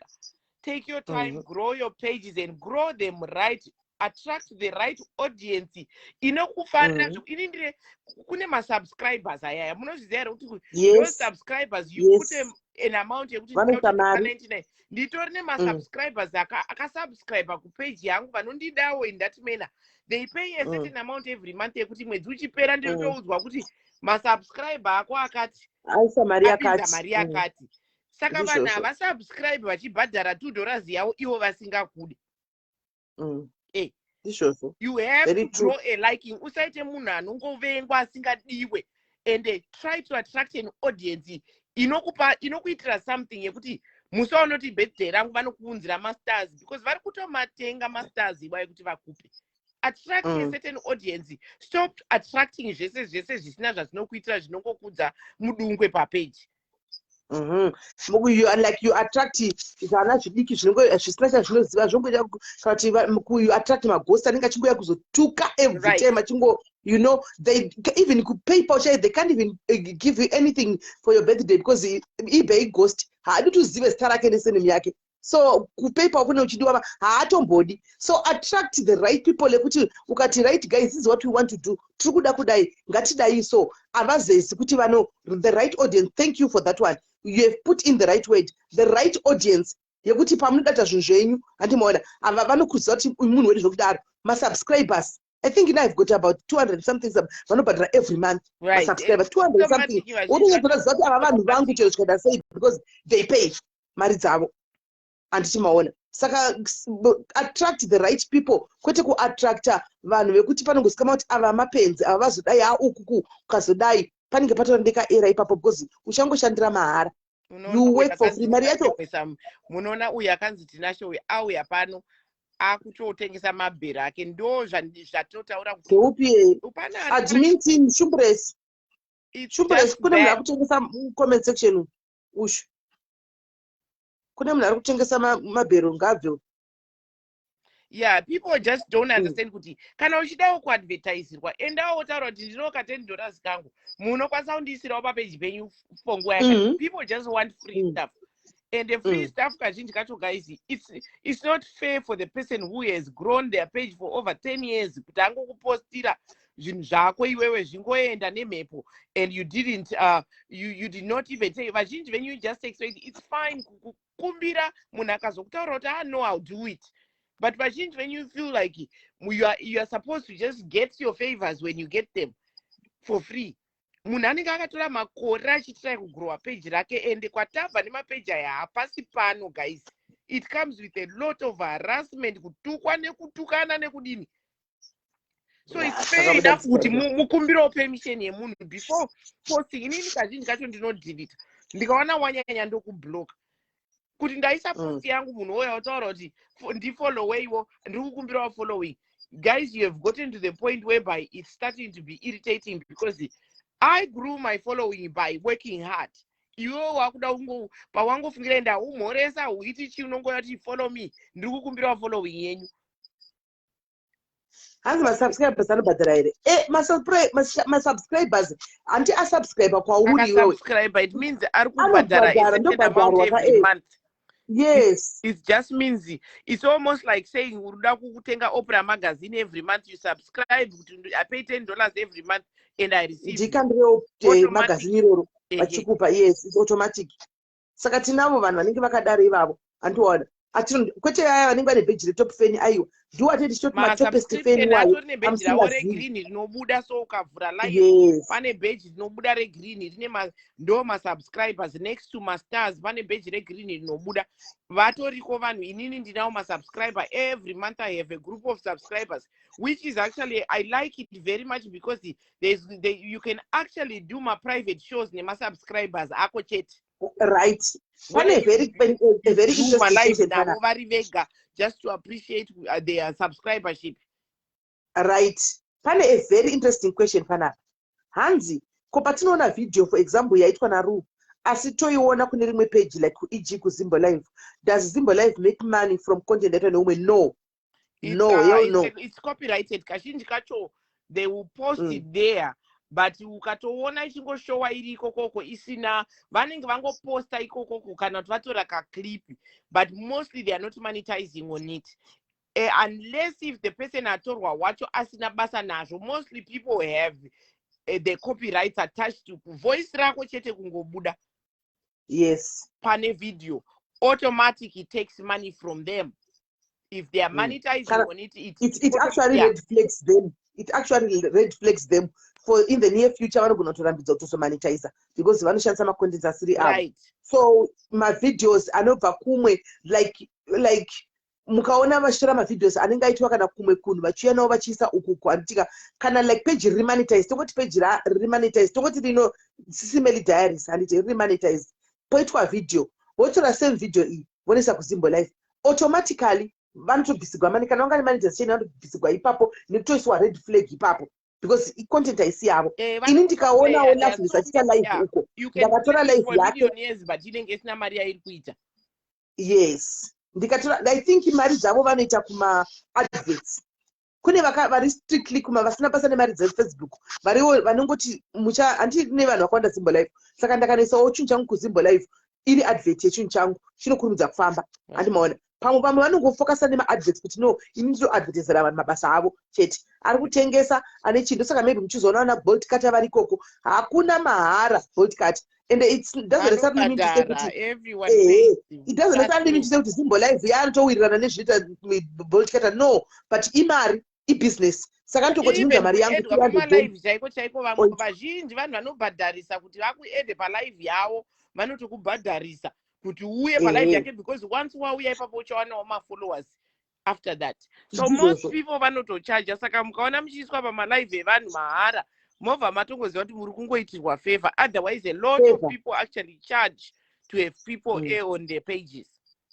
Thank you. Ndakanzwa kuti ndipe mari yangu vanhu mazviwa kana ndakuti mari yangu gaiuye musazoomera kubhadhara. KuZimbabwe uko a lot of people vandaiti ndasangana nawo tobvumirwa here kutora self munoita mari, and I would be like really vachitotaura kuti macelebrity mazhinji emuZimbabwe anobhadharisa kutorwa selfie nawo. And do you blame them? They worked hard for their fame. Sure. They worked hard to be who they are. So and ndo mari dzavo dzavari kuita. Kana kati ndipe dhora yekutorwa selfie, then I guess ini ndaingotorwa hangu mapicture nevanhu vandaisangana nawo. But when people say ndipe mari, people worked hard to get to where they are.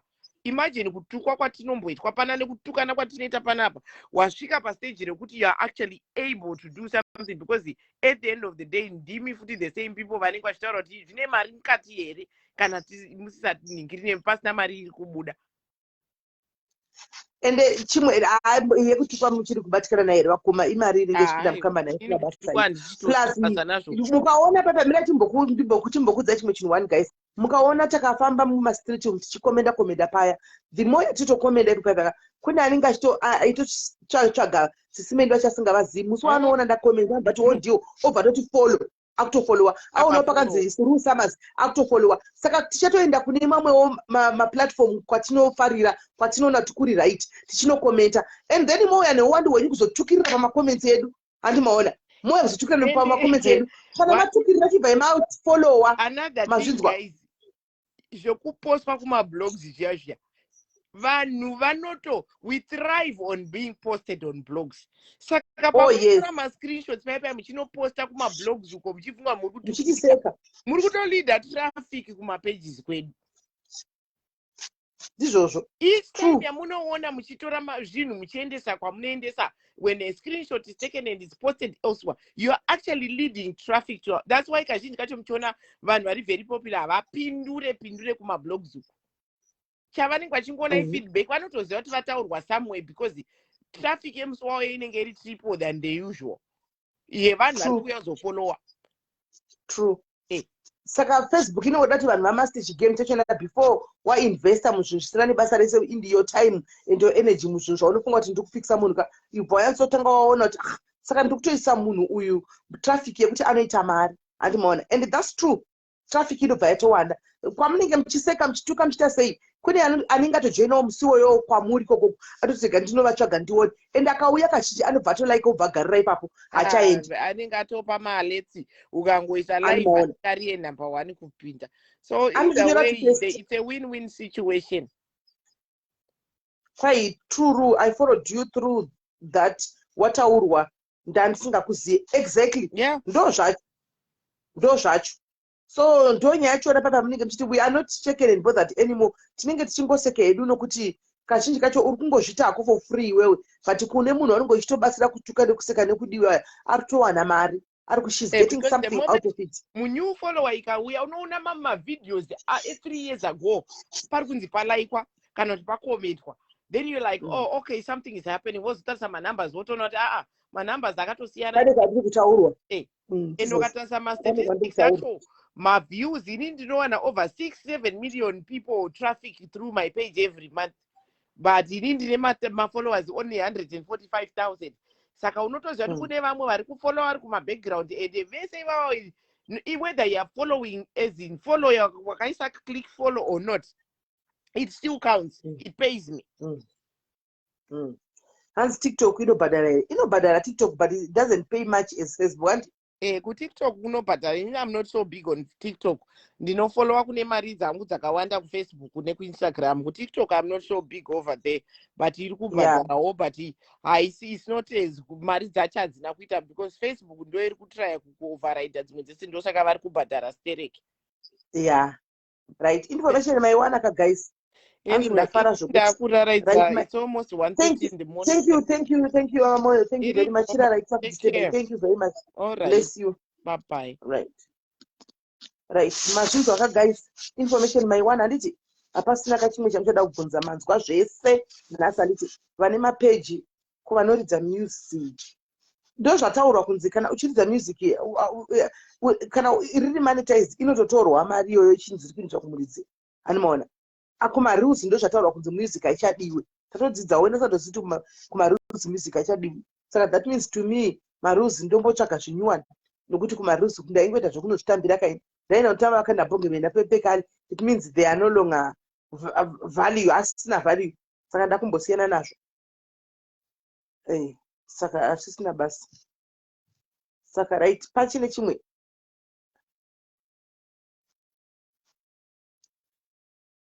kwaina nomani dlamini sisimeli ndakafollowa chinzi chembere singadi kunokosha vana nzeveni katega ndinoona ukauya ukatowana chembere haisi kutoenda ende haisi kutoenda kunokosha nzeve haenda haindi chembere ino kukosha vana nzeve vana vanhu munoda kukosha washegwa vana vake nzeve neni iye atedza kukosha vana vake ega indichakosha vangu iye ngaakoshe vake ino chembere ino ichakosha vazukuru vangu pano paFacebook ndichakosha vazukuru vangu vana vevana vangu pano paFacebook neyanzi ndokosha vana vanhu ndokosha vepano pano ndopandokoshera nhova dzacho pano ndopane chembere idzi dzinokosha vana panapa SIS MELLY ed alright cheka ed but ndakuda kuti manje ndichinda ndakueda majority saka zvezvokuti pese follow me please ndokumbira following yenyu please ndokumbira following muri kuidii please ndokumbira following and nai chembere nogeza kunge kumushoko kune chembere dzakafanana isusu maslay pin maslay gogo anochena kudai shuwa maslay gogo anotamba nemvura anozati chembere rokocha ndeipi Musha muri SIS MELLY. yes weju kanda Ndiripo. Thank you so much nekuya nekudzidzisa kwamunoita. Inini ndine mubvunzo about ma-reels. Ndakavhurigwa kuma-reels, ma-ads on reels, and then ndakavhurigwa. Saka I didn't think kuti zvandakaisa kuma-reels ndakaisa content isiri yangu. Nekutoti ndakatovharirwa, and then ikandudzi kuti ndakaposta unoriginal content. But ndakareviewa, but it's been 2 weeks ndakareviewa. So ndoda kuzi kuti zvinotora nguva yakadii kana wareviewa. zvinodhipenda nebacklog yavo vanogona vachazopindura kuti munguva watokangamwa chero chaiko vozokuvhurira kana kukurambira zviri paviri zvodhipenda nebacklog. Umwe anogona kuansiwa within 7 days, umwe anoansiwa within 14 days, umwe anoansiwa within a month chaiko. Saka ndofanira kumirira. Inoita sei that logo just because kane chinhu chered chaita X one day. Icho chered chicho ndo flag yacho. Kasi kashoma manje zuka kashoma kukuvhurira manje usazokipako yo hopes hayo kana yakatodaro kashoma kukuvhurira chinhu anotogona kutoignore review yako zvachose. Saka ndinenge ndakaita mhosva zakawanda here kana kutoti aiwa iyoyo makatokana ndimazwa chinzi ari kutraya kuti abvise mari asabhadhire mari dzakawanda kuno kuAfrica. Saka that is one of the tricks. Iyoyo saka red tag iyoyo fast vakupa kuti muwane mari. Saka inichatogara iripo iyo red tag iyoyo haichafe. Ndozvandikuita kuti kazhinji habvisi zvekudaro suka. Saka kumariza panenge akubhadhara sei? Anenge akuverenga semunhu asina kumbomonitize kana kuita sei? Manitize like handiti pane mariza andinenge nchiita sei? Saka haverengwe.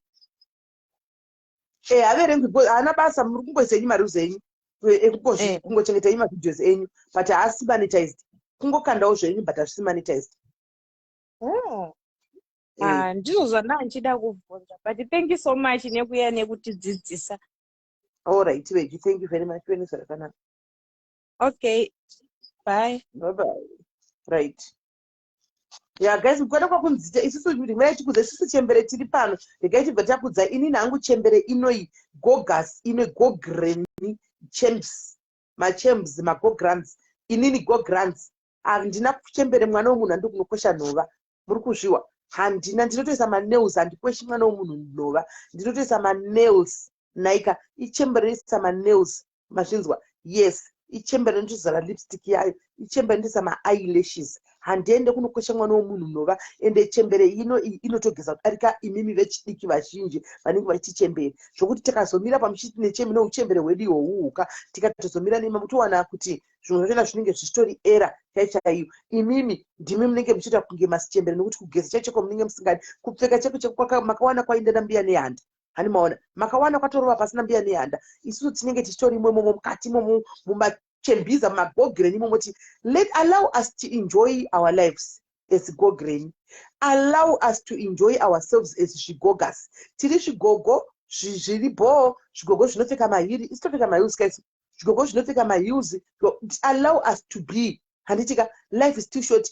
Mukaona tasvika pamakore atayo kunzi zvigogo. Inyasha idzi takachengetedzwa naMwari. Imimi musiri zvigogo, imboendai munoita zvamunoita kusiri kuzvigogo ikoko, musiye zvigogo vaitira zvavanoita.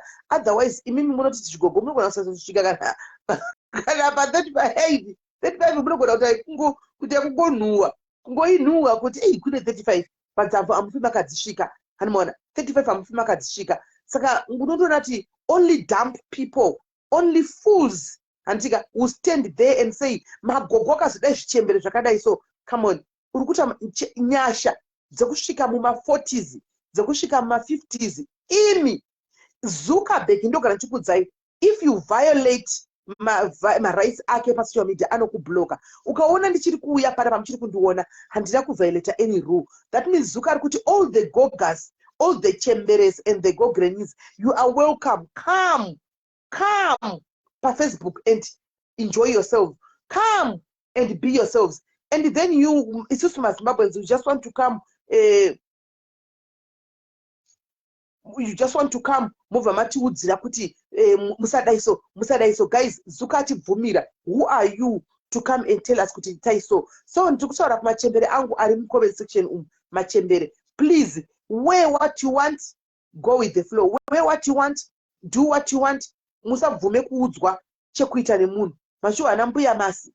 Itai amunoita musabvume kudzisigwa. Muri gogo, yes. But big a gogo anogesa, a gogo anoslayer, a gogo anoit. Isaima nails magogas. Put nails gogas. Gezai tamba inembra guys. Kana wada kupinda mu bleaching so ipinda urimo. Uchitsva uchigadzira urimo. Your skin, your rules. Chikumba chako, munhu nemunhu nechikumba chake. Andibawa. Murimo imomo. Yes. Mashuwa kama chembere. Yes. Anzi machembere over. So aiwa even isusu tinenge ukatasa kuti kune mazera edu vanenge vakazvara nekurumidza vave nevana vane vasukuru. Saka tinenge chitobvuma. So it's we as chemberes, we accept this chembere thing. Chembere dzinestawo kudarika inini. Andichika chembere dzachengetedza even dzimba dzadzo kusvika this time. Imimi mune mchiti chembere nhasi waita imba yaenda yaputsika mangwana waitazve yaputsika mangwana waita futi imwe waputsa uchingoda kasi unenge uchiti chembere. Saka munhu nemunhu ita be a slay gogo. Naika magoga sangu muriko here uko pamberi nekuslayer magogo musatomira. Sama inoi pinda mubumshot imwe, as long as you got the body, wear that bumshot, kill it, flaunt it, show your body. Nyama dzedu kachi dzakanakira kumakumbo kadzina kuchembera dzinogona kuve dzakati chembere hadzo kumesi toisa mamakeup asi dzinogona kuve kumakumbo tinotopfeka bumshot, killer bumshot. Wait, yes. So guys, yeah, quite oregeza isu 858 I don't know what 58 looks like, but Mary tinogona kuita 58 togona kuenderera mberi futi. Tikaona zvichifaya togona kuendera mberi. Wakambona machembere kustates, machembere kustates nemachembere muSA wakambona kuti anoslaya zvakaita sei? Chembere mustates nemachembere muSA dzinoslaya mai mwana dziri kuzve 58 60 kunotoramba kuti oh iyo muri kuti chikwe matane varimo imomo anoona. Saka zvinodhipenda nesu kuti tiri kuda here kana tisi kuda, because haumanikidzwa kuita muchembere usingadi. Haumanikidzwa kuita muchembere usingadi, unotoita kana uchida. Anoona kana uchifitwa pinda imomo mustara imomo pinda. Chandokuona vana vanenge vachiti machembere magogasi watota vanenge vachitoshotwa, kutosvotwa straight away, kushotwa nekuti chembere dzinogesa idzi, kushotwa nekugesa kwekuita chembere ediwe mvura mahara. Gesaiwo mabhamshot aya regai vanhu machembere arove, regai tirove. Let us be, allow us to enjoy our lives. Oh, anyway, takasvitswa panapa nenyasha, tiregei tenderere mberi tichifara. Guys, ndakuinda asi regai ndikuti masikachita pane achagona kuita laki rake. Guys, ini kungotaurawo pane achagona kuita laki rake. Moita stay tuned. Handiti pane achagona kuita laki chairo rekutodaro. Saka mukazoona live masikati, please stay tuned guys. Handichakudzi kuti nyaya ndeichi, but anenge azongoita laki rake, stay tuned, unogona kungoita laki. Handika alright guys, love you. Nakitambotandarama kuseri nyaya yemanhikikiri, nyaya yachipo kadakawana peji rake po ndandazongoona live yanga yandibata kati weriwe ko peji remwana uyu rakafamba sei but ndazonzwa kuti akariwana bo. Saka iri bo guys, tobatana time. Bye bye.